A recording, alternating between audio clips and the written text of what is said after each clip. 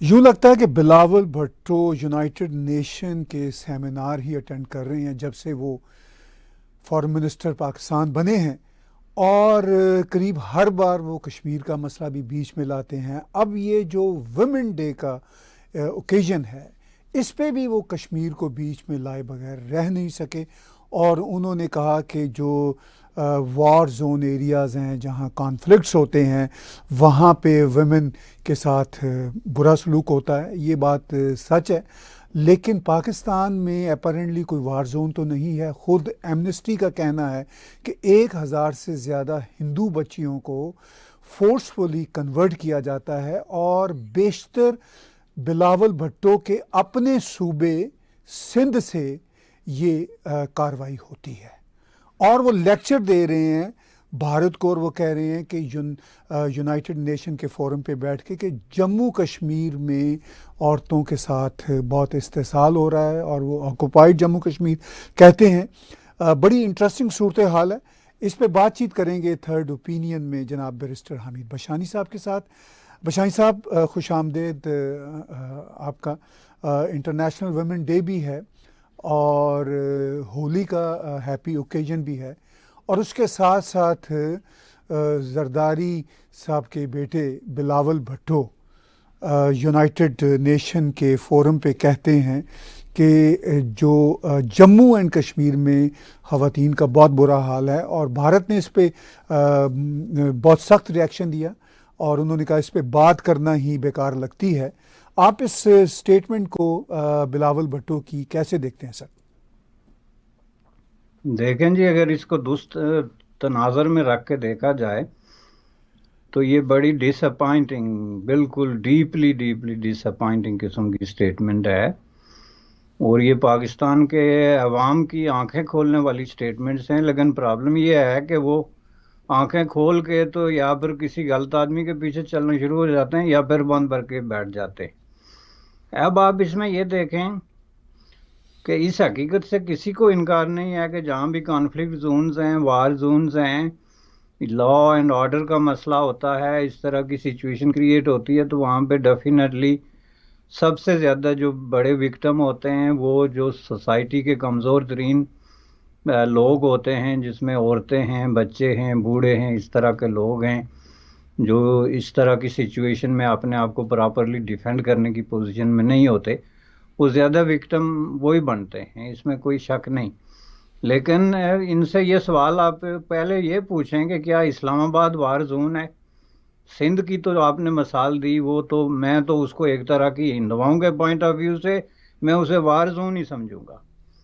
क्योंकि right from 1947 से जो अकलियतों के साथ जो कुछ हो रहा है, और इस सिंध में ये ड्रामा जो चलता रहा कि जी सूफिया कराम के वजह से और पता नहीं हमारी ट्रेडिशन और तारीख और रवायात की वजह से यहाँ पे जो है वो हिंदुओं को कोई तकलीफ नहीं। लेकिन आपने देख लिया कि with the passage of time ये बहुत ही जो नेकेड किस्म का झूठ था वो एक्सपोज हुआ on the face of it. कि आप डेमोग्राफी देखें कि 1947 में सिंध में हिंदुओं की तादाद कितनी थी और आज कितनी है, और 1947 में उनकी हालत जार क्या थी। हालत जार से मराद ये है कि वो जो उनका सोशल स्टेटस था, इकोनॉमिक स्टेटस था, सोसाइटी के अंदर जो उनका कंट्रीब्यूटिंग फैक्टर था वो क्या है और आज क्या है। यानी एक तो आपने उनको फिजिकली जो है वो एलिमिनेट किया जहां भी आपको मुमकिन हो सका।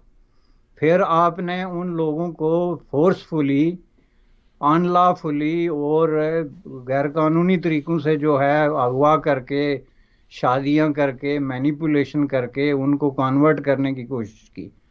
और उसके बाद जो है उनकी एक बहुत बड़ी तादाद को मुल्क छोड़ने पे मजबूर कर दिया। तो वार जोन और किसको कहते हैं? वार की जो डेफिनेशन है ज़ाहिर है ज़माने के साथ साथ बदलती है।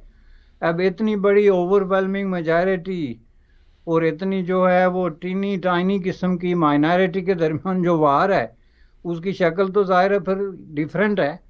और ये इसको आप वार जोन ही समझें जो कुछ उन्होंने वहाँ पे माइनॉरिटीज़ के साथ किया। और इसकी एक शक्ल आपको ये रिसेंटली पंजाब यूनिवर्सिटी की जो होली की तकरीब बनाने की कोशिश की, वहाँ के स्टूडेंट्स ने, जो सिंध के हिंदू स्टूडेंट ही थे मोस्ट ऑफ देम। पहली बात यह है कि पाकिस्तान के एक दानश्वर ने, उसने बड़ा खूबसूरत उस पर कॉलम लिखा हुआ है कि मैं हैरान हूँ कि उनको ये मशवरा किसने दिया कि आप पंजाब यूनिवर्सिटी में जाएं। That is one of the most recognise torture centre in Pakistan, जिसको बाकायदा एस्टेब्लिशमेंट एजेंसीज और इस तरह की जो जालम और जाबर कुव्वतें हैं उनकी आशीर्वाद हासिल है। आज से 20-25 साल पहले हमने खुद फिजिकली मेंटली उसको भुगत के देखा है। सुबह 4 बजे इस्लामी जमीयत तुलबा के लड़के आके मेरा दरवाज़ा खटखटाते थे कि उठें जी नमाज पढ़ें, और उनको पता था कि उठने के बाद मैं उनको क्या कहूँगा, इसलिए खटखटा के भाग जाते थे।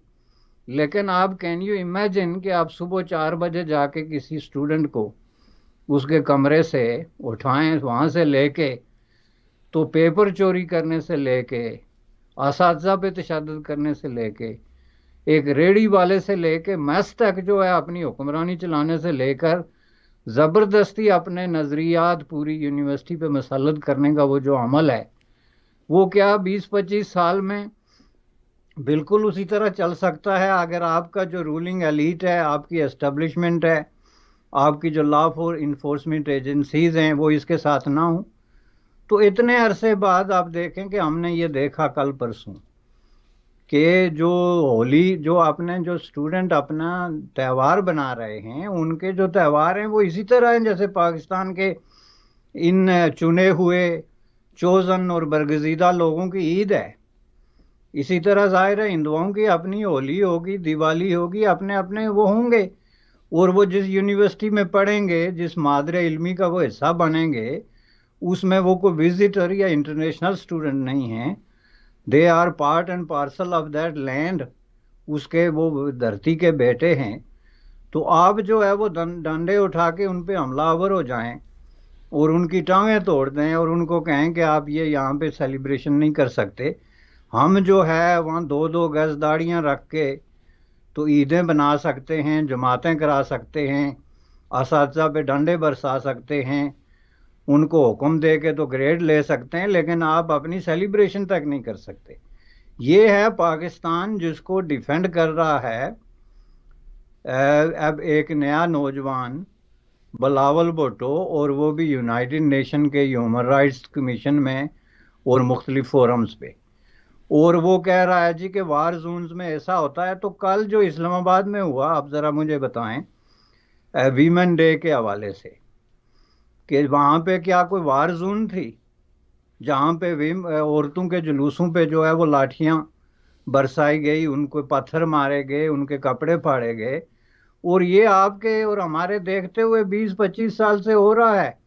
आपने देखा जनरल ज़ियाउल हक के ज़माने में माल रोड पे औरतों को घसीटा गया था, उनके कपड़े फाड़े गए थे। तो अगर इनके ज़माने में ये जो इन लोगों की हुकूमत है, पीपल्स पार्टी और मुस्लिम लीग की, इस्लामाबाद की सड़कों में, और इनकी हुकूमत है ही इस्लामाबाद तक एक्चुअली, तो वहाँ पे अगर औरतों के साथ सहम सलूक किया जाए, एक ऐसा दिन सेलिब्रेट करने के लिए वो आई ख्वातीन सड़कों पे कि जो पूरी दुनिया में सेलिब्रेट हो रहा है, यानी ये नहीं कि कोई अनहोना काम हो रहा है या उसमें कोई बहुत ज़्यादा कोई अल्टरनेटिव आइडियाज़ हैं या कोई रेडिकल थिंकिंग है, बल्कि पूरी दुनिया एक दिन बना रही है ऑफिशियली, और उस दिन के लिए वो अपने मुल्क के दारुल हुकूमत में उनको इजाज़त नहीं है।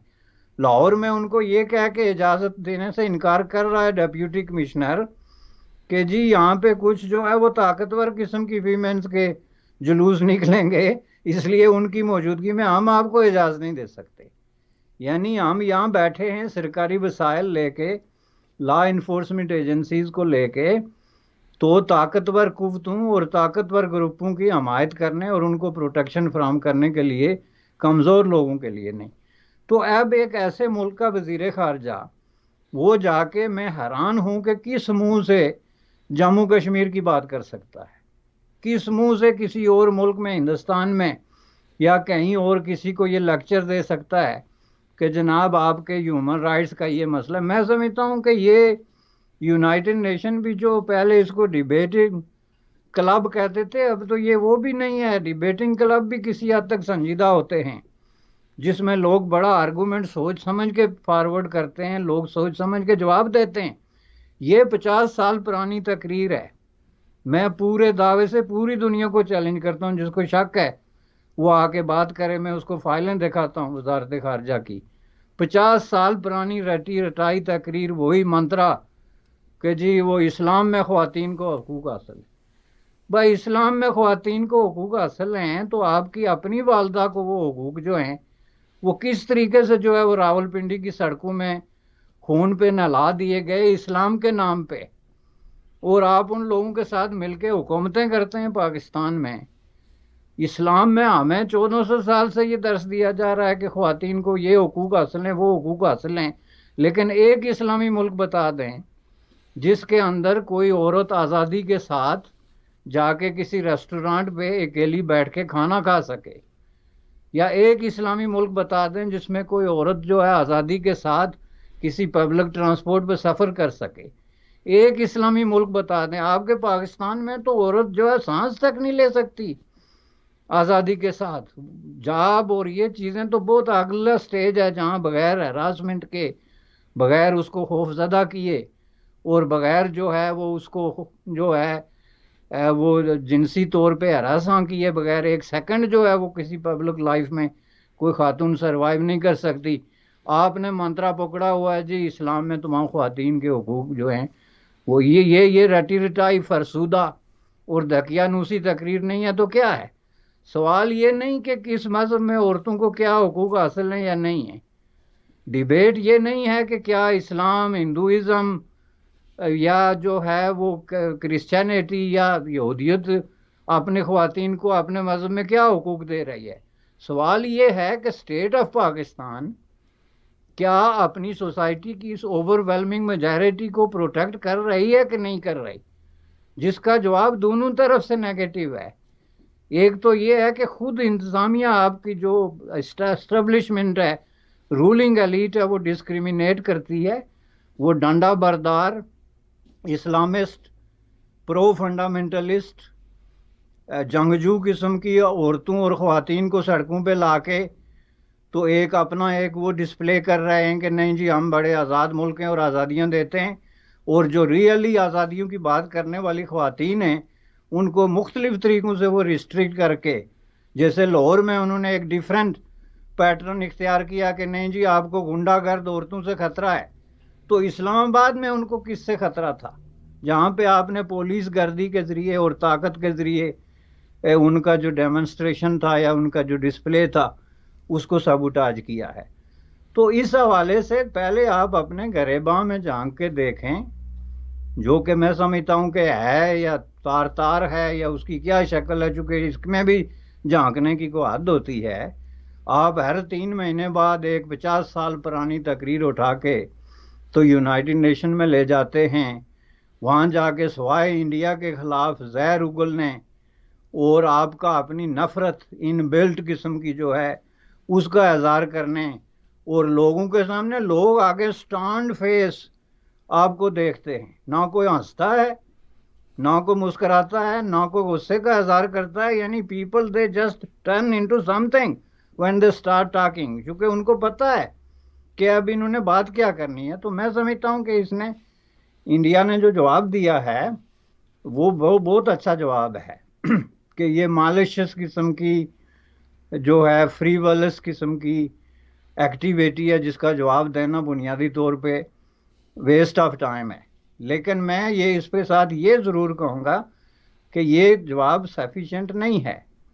इस तरह के डिबेट्स को अब अगले स्टेज पे ले जाने की ज़रूरत है, ताकि इस तरह की जो बेबुनियाद किस्म की बातें हैं, यूनाइटेड नेशन में जो बेबुनियाद किस्म की जो लोगों का टाइम ज़ाया किया जा रहा है, ऐसे ऐसे मसले उठाए जा रहे हैं। आप वीमेन राइट्स के वहाँ चैम्पियन बन के जा रहे हैं, तो आपके मुल्क में उसी दिन दुनिया में सबसे ज़्यादा जो है वो वीमेन राइट्स सामने ऑन कैमरा जो है वायलेट हो रहे हैं। आप अकलियतों के वहाँ जाके चैम्पियन बनते जा रहे हैं। आपकी यूनिवर्सिटीज़ में अकलियतों को जिस डंडागर्दी और दहशतगर्दी का शिकार किया जा रहा है वो आपको नज़र नहीं आ रहा है। आप वहाँ जाके ह्यूमन राइट्स की बात करते हैं जम्मू कश्मीर के लोगों की, तो मैं आपको आज की मिसाल दे रहा हूं कि आपका जो जम्मू कश्मीर है जो पाकिस्तानी ज़ेर इंतज़ाम, ज़रा उस पर भी नज़र डाल के देखें। उस पे अब लोग जाके सरहदों पे बैठ गए हैं कि जनाब हमें पार से जो है मंडियां खोलो ताकि हम अपने बच्चों को खाना खिला सकें। अब आप इतने बुरे तरीके से एक्सपोज हो रहे हैं कि लोग लाइन ऑफ कंट्रोल की तरफ मार्च कर रहे हैं और जाके इंडिया को कह रहे हैं कि जनाब आप मंडी खोलें, हमारी जो है वो आर पार की जो पहले प्री पार्टीशन हमारी जो अरेंजमेंट थी उसको रिस्टोर किया जाए, पुंछ शहर की जो मंडी है उसको खोला जाए ताकि हम ये जो आटा, चीनी, प्याज और टमाटो जैसी चीज़ों में जो है वो ज़िंदगी और मौत की कशमकश में आ गए, हम इससे निकल सकें। उसका आपके पास जवाब नहीं है। आपके वहाँ की पाकिस्तानी जो एडमिनिस्ट्रेड कश्मीर का प्राइम मिनिस्टर है उसने उस खित्ते की ज़मीन की बंदर बांट लगा रखी है। वो ऐलान कर रहा है मैं 22 कनाल जो है हुकूमत सिंध को दे रहा हूँ, चूंकि अब उसकी अपनी पार्टी जो है वो नीचे और हुकूमत सिंध ऊपर जा रही है, तो उसने वो सेल ऑन सेल कर दिया है जो है आज़ाद कश्मीर ऑन सेल। वो कभी ऐलान कर रहा है मैं 22 कनाल पता नहीं गलगित बल्तिस्तान को दे रहा हूँ। तो आप जो है वहाँ कानून की धज्जियां उड़ा रहे हैं। ह्यूमन राइट्स का ये आलम है कि कदम कदम पे आज आप अगर देखें वहाँ पे जुलूस निकले हुए हैं महंगाई के खिलाफ, स्टेट सब्जेक्ट रूल के खिलाफ, जिसकी खिलाफ वर्जी ये प्राइम मिनिस्टर कर रहा है, लोगों के बुनियादी हुकूक, तालीम, सेहत की जो है नाकस इंतजामात के खिलाफ। तो उसके जवाब में एक स्टेटमेंट तक नहीं आ रही, कोई नोटिस ही नहीं ले रहा, और एक दूसरे से कंधे से ऊपर से उछल उछल के तो बयान दे रहे हैं जी भारतीय मकबूजा कश्मीर को आज़ाद कराना है। भाई पहले आप अपनी हालत तो देखें कि आप जो आज़ाद अपने आप को कहते हैं, आपसे ज़्यादा बदतरीन गुलामी की हालत, बदतरीन मोहताजी और बदतरीन किस्म की जो गुर्बत है वो तो किसी ने कभी तसव्वुर नहीं की थी। तो आप उनको भी कह रहे हैं कि आपके साथ आके बैठ जाएं, ये हालत है जनाब। बशाइन साहब, आपने बहुत सारी बातें की, सभी बहुत अहम हैं, और उसमें एक नुक्ता जो आपने उठाया कि बदकिस्मती से पाकिस्तान के ये जो एपरेंट नज़र आने वाले मॉडर्न फेसेस हैं लाइक बिलावल भुट्टो, ये भी उसी माइंडसेट का शिकार हैं और इस्लाम को भी इस्तेमाल कर रहे हैं। हालांकि इस्लामी मुल्कों में सूरत हाल बहुत बेहतरी की तरफ जा रही है। जीसीसी कंट्रीज़ को आप देख लीजिए, गल्फ़ कंट्रीज़ काउंसिल जो हैं, दुबई, अबू धाबी, यूएई, इस वक्त इवन दोहा, सऊदी अरब, बहरीन, वहाँ पे इतनी आज़ादियाँ मिल रही हैं। अभी बहुत सारी आज़ादियों की और भी गुंजाइश हैं, ख़वातीन सिक्योर फील करती हैं। मैं अभी एक हफ़्ता पहले वहाँ पे था, और लेकिन पाकिस्तान जो अपने आप को एक डेमोक्रेटिक मुल्क कहता है और जो उसके अपरेंटली मॉडर्न लुकिंग फेसेस हैं, बिलावल भुट्टो, आपने कहा कि ये इनकी ऑडेसिटी देखें कि किस मुंह से ये जाके लेक्चर देते हैं, और वो भी भारत के हवाले से। और इनकी तान एक ही बात पे टूटती है कि जी भारत जो है वो एक जालिम मुल्क है। इन्होंने हत्ता के कुछ महीने पहले प्राइम मिनिस्टर नरेंद्र मोदी को बुचर ऑफ गुजरात कह दिया, और मेरा ये ख्याल था कि ये इमेच्योर आदमी है, नालायक आदमी है बिलावल भुट्टो। मगर इनके बाप का मैंने 3 रोज़ पहले बशानी साहब इंटरव्यू सुना, वो भी प्राइम मिनिस्टर नरेंद्र मोदी को बुचर ऑफ गुजरात कह रहा। तो मैं ये सोच रहा था कि इनका तो ये हाल है कि अब ये सेंट्रल एशिया के साथ भी नहीं है, उधर I2U2 बना है, यानी इंडिया, इज़राइल, यूनाइटेड अरब अमीरात और यूएसए का एक बहुत बड़ा अलायंस जिसको I2U2 कहते हैं, वहाँ पे भी नहीं, ये नहीं है, ये कहीं भी नहीं है। तो ये जो मॉडर्न फेसेस हैं पाकिस्तान के, हिना रुबानी खर हों, बिलावल भुट्टो हों, इस तरह के जितने सुपरफिशियल लोग हैं, और इमरान खान तो इन सब का बाप है, इस सारी सूरत हाल में ये क्या इस्लामी मुल्कों से जो आप मॉडर्नाइजेशन की राह पे हैं उनसे भी कुछ नहीं सीख रहे? आप कैसे देखते हैं सूरत हाल को? देखें जी, ये जो आपने बात की इस्लामी मुल्कों में एक नई डेवलपमेंट की, ये डेवलपमेंट हुई इसीलिए कि उन्होंने इस्लाम के निज़ाम पे जो जुल्मत का एक निज़ाम नाम पे, इस्लाम के नाम पे जुल्मत का जो निज़ाम कायम कर रखा था, वो उन्होंने तस्लीम किया कि गलत किया हुआ था हमने, और हम उससे निकल के मॉडर्निज्म की तरफ बढ़ते हैं। तो जिसकी वजह से औरतों को रिलीफ मिली गुज़श्ता 5-10 सालों में। वहाँ एक नई जो है वो उभरती हुई सोच है जिसका वो नतीजा है। पाकिस्तान उसके रिवर्स, और जिसको ये हम मॉडर्न फेस कहते हैं, यही तो हमारी सबसे बड़ी गलतियां हैं। आज से 5-7 साल पहले पाकिस्तान में इमरान खान तो एक बहुत बड़े मॉडर्न फेस के तौर पे जाना जाता था, बल्कि उनकी आप पिछली तकारीर और उनके सारे दावे और वीडियोस और जो इंडिया का उन्होंने दौरा किया और वहाँ जो उन्होंने अपने सुनहरी ख्यालात का इजहार किया, वो सब सामने रखें तो आप सोच भी नहीं सकते कि ये आदमी वही है। तो पाकिस्तान में इक़्तिदार के लिए हर आदमी जो है वो एस्टेब्लिशमेंट की जो हाकिश सिगमट है, एस्टेब्लिशमेंट में भी आपके सिगमट हैं, जो हाकिश सिगमट है, जो इक़्तिदार अपनी मर्जी से जिसको चाहता है देता है और जिसको चाहता है उससे महरूम करता है। वो जो आयत करानी है ना कि वो खुदा जिसको चाहता है इज्जत देता है और जिसको चाहता है जिल्लत देता है, उसके असल वारिस वो बने हुए हैं कि भाई जिल्लत और दौलत और जिल्लत और इज्जत जो है वो हम बांटते हैं। और उन्होंने सामने आपको बांट के दिखाई कि एक आदमी को कान से पकड़ के उठाया जिसके पास ओवरवेलमिंग मेजॉरिटी थी, उसको उन्होंने पाकिस्तान के हर एक जेल में ले जाके जलील करके तो उसके बाद धक्के मार के बाहर भेज दिया। एक दूसरे आदमी को उसकी जगह बैठाया और उसके 3 साल बाद उसके साथ उससे भी बुरा सलूक किया, और जिस जिल्लत के साथ उसको निकाल के बाहर किया। और जिस तरह वो पीट रहा है, 4 साल पहले हम सुनते थे मुझे क्यों निकाला गया, आज जो कुछ आप सुन रहे हैं वो देखें तो वो इज्जत और खिताब बांटता है और जिल्लत खिताब बांटता है। बिल्कुल सही है, पूरी दुनिया पे अप्लाई होती होगी लेकिन पाकिस्तान पे नहीं। तो ये जो चीज़ इन्होंने अडॉप्ट की है जरदारी एंड कंपनी उसमें वो इस चीज़ को समझ गए हैं, वो अब एस्टेब्लिशमेंट का हिस्सा हैं। और अब उनकी दूसरी जो कोशिश है वो इंटरनेशनल एस्टेब्लिशमेंट का हिस्सा बनना है।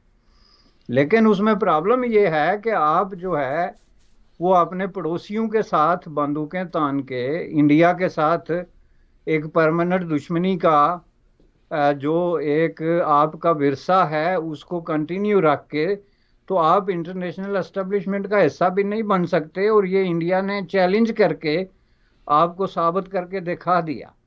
आप देखें 5 साल पहले ये कोई खुफिया पैगाम तो नहीं है ना। 5 साल पहले बीजेपी की जो लीडरशिप थी इंक्लूडिंग प्राइम मिनिस्टर मोदी, उन्होंने क्लियरली ये कहा था कि हम आपको आइसोलेट कर देंगे। 5 साल के अरसे में उन्होंने सक्सेसफुली ये करके दिखाया। आपने खुद फरमाया कि कोई एक फोरम बता दें दुनिया में जिसमें पाकिस्तान जो है वो उसका हिस्सा हो या उसका इनवाइट हो या उसमें उसने जाने की कोशिश तो की हो खुफिया तौर से, लेकिन उसको एक्सेप्ट किया गया हो। जो कि ये बात बिल्कुल तय है हो गई कि अब तक पाकिस्तान की एकड़ी निकल जानी चाहिए थी और उनको समझ जाना चाहिए था कि हमारी जो खारजा पॉलिसी में ये कन्फ्रंट्रेशन और ये तसादम की जो पॉलिसी है ये हमें जो है वो किसी भी तरीके से हमारे लिए एक काउंटर प्रोडक्टिव साबित हो रही है। हम एक फॉरवर्ड लुकिंग पॉलिसी अपनाएं, चीज़ों को डिस्कस करें। अब आप ये देखें कि वो घुमा फिरा के तो वही मसले बार बार लेके आके बैठ जाते हैं। तो दुनिया जो है वो थक गई है, कोई अब उनको हमदर्दाना तरीके से सुनने के लिए तैयार नहीं, सिवाय यूनाइटेड नेशन में, चूंकि उसका काम ही यही है। वो उनको ज़ाहिर शटअप कॉल तो नहीं दे सकते। लेकिन आप ज़रा गौर कीजिएगा कि जिस सेशन में ये लोग जाके बोलते हैं उसमें कितने लोग बैठे होते हैं, उनमें से कितने लोग सो रहे होते हैं और उनमें से कितने लोग जो हैं अपने चेहरे पे जो है वो बाकायदा इनडिफरेंस और नॉट इंटरेस्टेड का बोर्ड लगा के बैठे होते हैं। तो इसके बावजूद आप इंसिस्ट कर रहे हैं कि हमारी पॉलिसी दुनिया की जो है वो बेहतरीन पॉलिसी है और आप उस पर ना कोई डायलॉग के लिए तैयार हैं ना रिकंसिडर करने के लिए तैयार हैं। तो इसका मतलब ये है कि हम अब ये नए उभरते हुए फेसेस या फ्रेश फेसेस को देख के क्या करें, जब आपकी पॉलिसियां आपकी सोच में वही फरसूदगी है, वही दकियानूसियत है, वही ख्यालात हैं जो 50 साल पहले किसी ने लिख दिए थे फाइल पे, तो उसमें फिर फेस क्या करेगा? मुझे इस बात पे बड़ा अफसोस है। हमें अपेरेंटली लगता है कि अगस्त 5 2019 के बाद पाकिस्तानी इस्टेब्लिशमेंट की तरफ से कश्मीर के हवाले से हाथ धो लिए गए। उन्होंने समझ लिया कि अब वो कश्मीर के मसले को अपनी बुनियाद नहीं बना सकते, लेकिन अभी भी बिलावल भुट्टो कश्मीर कश्मीर कश्मीर करते रहते हैं। तो क्या आप समझते हैं इस्टेब्लिशमेंट चाहती है या ये इनबिल्ट सिर्फ रवैया है? देखें जी, कश्मीर पे जो उन्होंने कंप्रोमाइज़ किया था ना उसका बाकायदा डिस्प्ले आप LOC जो लाइन ऑफ कंट्रोल है उस पर देख सकते हैं कि वहाँ से हिंदुस्तानी फ़ौजें अभी रिसेंटली सफ़ेद झंडे लेके आई हैं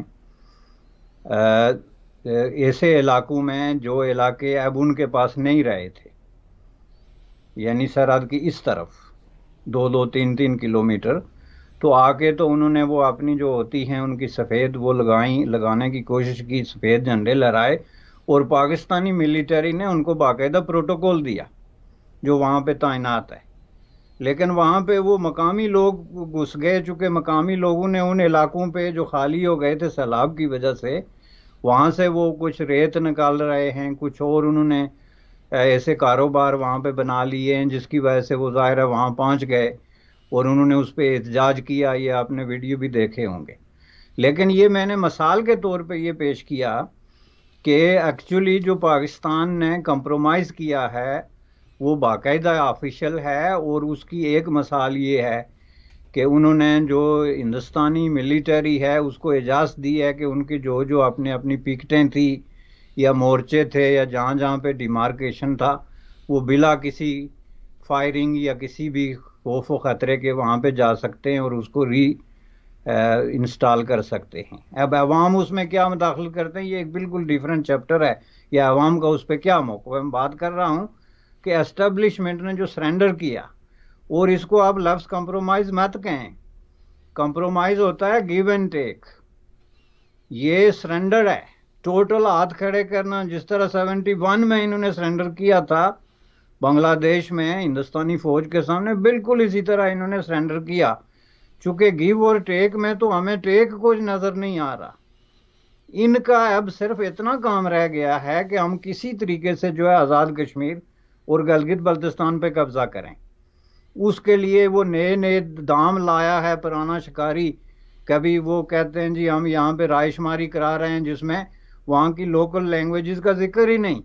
पूरे पाकिस्तान की लोकल लैंग्वेजेस जो हैं वो शामिल हैं आपके सेंसस में, लेकिन उसमें जो हमारी ज़बानें हैं, मसलन हम लोग जो पहाड़ी बोलते हैं, गोजरी बोलते हैं, हमें कहते हैं आप कश्मीरी बोलो। भाई कश्मीरी हमारे आबा व अजदाद ने, वहाँ के किसी शख्स ने कभी बोली न सुनी, हमें पता ही नहीं। हम जो है वो state of Jammu and Kashmir के फार्मर सिटीजन्स हैं, ये बात सही है। इस हवाले से हमारा कश्मीर और कश्मीरियों के साथ एक ताल्लुक है, लेकिन हमारी ज़बान कश्मीरी नहीं है। हम पहाड़ी बोलते हैं, हम डोगरी बोलते हैं, हम गोजरी बोलते हैं। तो उन ज़बानों को उन्होंने सेंसस से निकाल के तो उनको कहते हैं कि जी हम आपको पाकिस्तानी बना रहे हैं। इस तरह गिलगित बल्तिस्तान पे कब्ज़ा करने, या उसको जो पाकिस्तान ने चीन से कर्जे लिए हैं उसके इवज़ चीन के हवाले करने की बातें भी हो रही है कि चीन के साथ अंदर ही अंदर ये नेगोशिएट हो रहा है कि भाई ये 50-60 बिलियन डॉलर हम वापस तो नहीं कर सकते, तो इसके बदले में हम इलाका दे सकते हैं। तो इलाका पहले भी ये जो था state of Jammu and Kashmir का, ये इन्होंने 65 में और उसके बाद जो है वो चीन को गिफ्ट किया था। तो ये सिचुएशन अब इनकी ये रह गई कि इंडिया ने जो कर लिया वो बिल्कुल कर लिया। अब हम किसी न किसी तरीके से ये आज़ाद कश्मीर और गिलगित बल्तिस्तान को ग्रैब करके तो इसको चीन के साथ ट्रेड करें या उसको कर्ज़ों के इवज़ लीज दे दें या कुछ इस तरह की चीज़ें दे लें।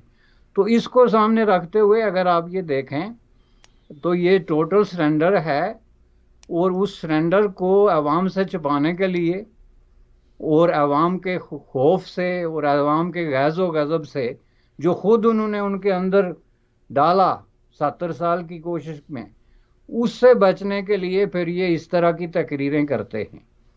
और ये भी मैं आपको बता दूं कि ये तकरीरें भी अब सिर्फ यूनाइटेड नेशन के एक फोरम तक महदूद हो गई हैं, जहां इनका कोई नोटिस नहीं लेता। और जहां तक हिंदुस्तान का ताल्लुक है तो उसने तो ऐलान कर दिया कि इसका जवाब देना ही जो है वो टाइम वेस्ट करने वाली बात। जो बज़ाहिर मॉडर्न फेसेस हैं, इनकी क्या अहमियत होगी जब इनके अंदर इनबिल्ट है hatred towards India and precisely hatred towards Hindus. और मैंने पीछे जिक्र किया कि इनके अपने सूबे में जो इनका प्ले ग्राउंड है मिस्टर जरदारी फैमिली बिलावल भुट्टो का, वहाँ पे किस तरह सूफियों की धरती कहलाने वाली धरती में हिंदुओं के साथ अरसा दराज से बुरा सलूक हो रहा है। तो ये सब दिखावे की बातें और हैं, मगर प्रैक्टिकल बातें और हैं। तो बिशान साहब, आखिर में अगर हम सम अप करें इन सब बातों को, तो आप कैसे देखते हैं कि ये जो रवैया है इवन पाकिस्तान के मॉडर्न फेसेस का, ये आज की बदलती हुई दुनिया में इसी तरह यानी फरसूदा तरीके से चलता रहेगा, या ये कुछ सीखना चाहेंगे, तमीज़ करना चाहेंगे और दुनिया के साथ दर हकीकत जो ग्राउंड रियलिटीज़ है उनके मुताबिक चलना चाहेंगे या नहीं? बिल्कुल नहीं जी, इसका जवाब मैं आपको नहीं में देता हूँ, और इसके लिए मेरे पास 1 लाख आर्गूमेंट है, लेकिन मैं आपको सिर्फ एक आर्गूमेंट देता हूँ। आप देखें, किसी मुल्क की जो एलीट तरीन जो यूनिवर्सिटी होती है वो आपको इंडिकेट कर सकती है विद फुल कॉन्फिडेंस कि ये मुल्क 10 साल बाद, 15 साल बाद, 20 साल बाद कहाँ खड़ा होगा। उसमें आपकी साइंस और टेक्नोलॉजी क्या है, आपके तुलबा की जो अखलाकियात है, कैरेक्टर बिल्डिंग है, डिसिप्लिन है, जो थिंकिंग है वो फॉरवर्ड लुकिंग है, बैकवर्ड लुकिंग है, एग्रेसिव है, रिग्रेसिव है, ये कहाँ से देखते हैं आप? चूंकि आज से 10-20 साल बाद ये मुल्क जिस पे जिन लोगों ने हुकूमत करनी है, इस मुल्क की पॉलिसियां बनानी हैं, इस मुल्क को चलाना है, ये यही लोग हैं जो आपके एलीट क्लास के तालीमी इदारों से बाहर आते हैं। अब मैं आपको बताता हूँ, लाहौर में 2 तरह के एलीट हैं।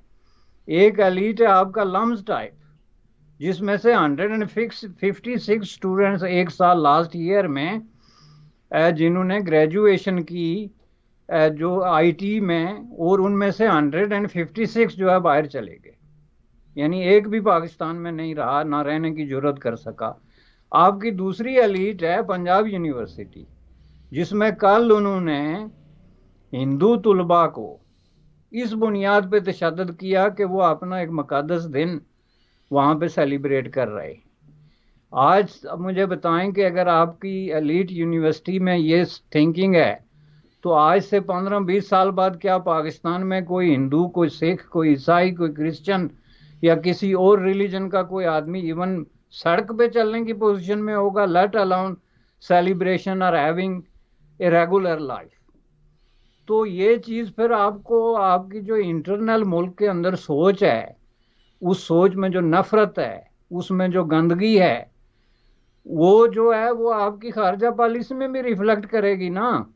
अब ये तो नहीं कर सकते कि पाकिस्तान में कोई हिंदू नजर आए तो उसको फौरन पकड़ के ज़बह करें, लेकिन हिंदुस्तान के साथ दोस्ती करें। पाकिस्तान में हिंदू नजर आए तो उस पर तशद्दुद करें, लेकिन हिंदुस्तान से दोस्ती करें, ये तो नहीं हो सकता ना। इसका मतलब क्या है कि आपका पूरे एक रिलीजन, एक कम्युनिटी के खिलाफ एक लाजवाल किस्म की नफरत आप पाल रहे हैं और उसको आप डिस्प्ले कर रहे हैं। आप देखें, इसका किसी ने कोई नोटिस नहीं लिया, ना लेगा। तो इसलिए पाकिस्तान के अंदर आप अगर इस तरह की होप रखते हैं, ये आज से 20-25 साल पहले जब हम इस माहौल से पंजाब यूनिवर्सिटी से गुजर रहे थे, तो हम ये कह रहे थे कि यही लोग जो हमारे इर्द गिर्द घूमते हैं भेड़ियों की तरह, ये कल पाकिस्तान की पॉलिसियां बनाएंगे। आज 20 साल बाद वो पाकिस्तान की पॉलिसियां बना रहे हैं जो आपको नजर आ रही हैं कि माशी तौर पे मुल्क जो है on the verge of collapse है। और आपके मुल्क का सबसे बड़ा लीडर जो है उसने कल कहा है कि दिवालिया होने से क्या फर्क पड़ता है, हम वापस आएंगे और दुनिया के बड़े बड़े डिसीजन हम करेंगे। ये वहाँ पे मेंटालिटी है। आपके जो ये वीमेन डेमोन्स्ट्रेशन पे जो कुछ हुआ, ये डेप्यूटी कमिश्नर ने जो इंतहाई इनकम्पिटेंट, डिस्क्रिमिनेटरी किस्म की स्टेटमेंट दी कि यहाँ पे इस्लामी वाली औरतें जो हैं उनको तो इजाज़त है, लेकिन आपको इजाज़त नहीं है। ये सारी चीज़ें ये रिफ्लेक्ट क्या करती हैं, जो कुछ आपके तालीमी इदारों में गुज़श्ता 20-30 साल से हो रहा है, जो कि एक ज़िया जनरेशन ने जिसको स्टार्ट किया था और जो अब पक के तो तैयार हो गई है। इसी तरह ये जो कुछ आज आपके तालीमी इदारों में हो रहा है, मैं समझता हूँ कि ये ज़िया से ज़्यादा बदतर है। किसी एक तालीमी इदारे को ले लें, जहाँ नहीं हो रहा वहाँ के बच्चे डिग्री लेने के दूसरे दिन या तो समुद्र में छलांग लगाते हैं या हवाई जहाज में बैठे होते हैं। तो इसलिए जनाब इसमें आप ये मत उम्मीद रखेंगे ये चेंज होगा। चेंज होने के लिए एक बुनियाद स्टार्ट करनी पड़ती है, आपको एक इनिशिएटिव लेना पड़ता है, जिसका आगाज़ तालीम से होता है। तालीम का मैंने आपको बता दिया, तो बाकी चेंज कहाँ से आएगी आप ही ज़रा मुझे बता दें। बहुत शुक्रिया बशानी साहब, बड़ी सैर हासिल गुफ्तगू रही। हस्ब मामूल आपके साथ बातचीत होती रहेगी। बहुत बहुत शुक्रिया। थैंक यू जनाब, आपका शुक्रिया।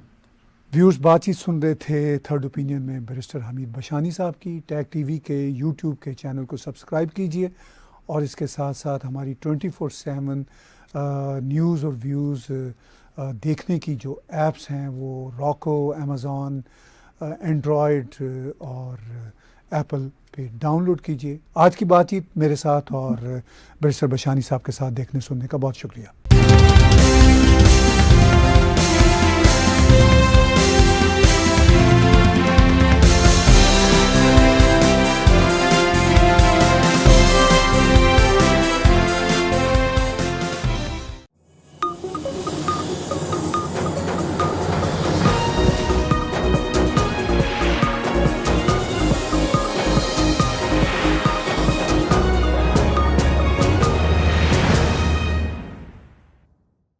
Subscribe Tag TV YouTube channel and press the notification button.